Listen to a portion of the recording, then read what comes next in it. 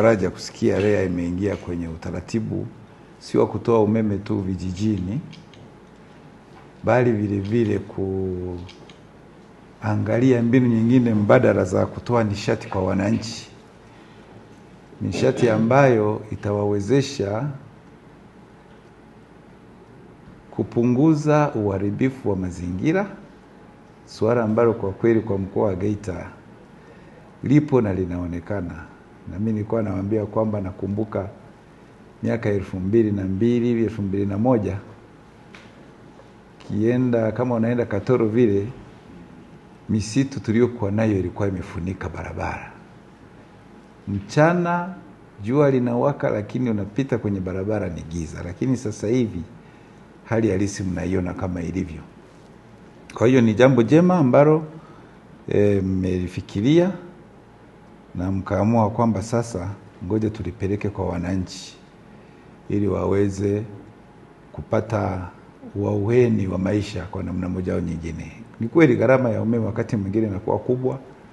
Nakuta mtu anaweka shilingi 1000, 2000. Kwa hiyo kwa maneno mengine hawezi kutumia umeme kusema ngoja apikie. Gharama inakuwa ni kubwa.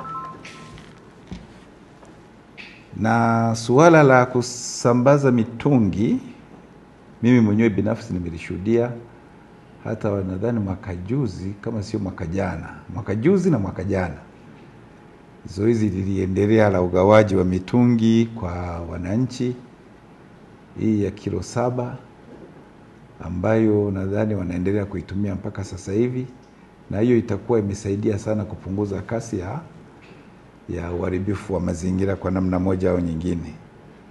Lakini niwapongeze kwa kupambana ili kuleta majiko ambayo mnafikiri wananchi wakiyatumia yatawasaidia kupunguza matumizi ya nishati za kuni.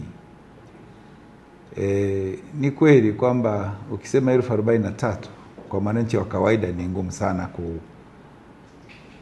kuafford.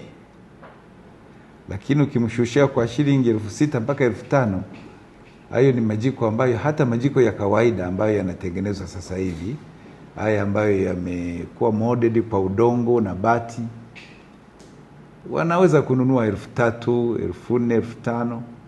Sasa kama wakipata haya ambayo yameboreshwa zaidi, itakuwa ni suala ambalo ni jema. Naitwa Mhandisi Deusdedit Malulu, ni mhandisi mwandamizi kutoka Wakala wa Nishati Vijijini ama REA.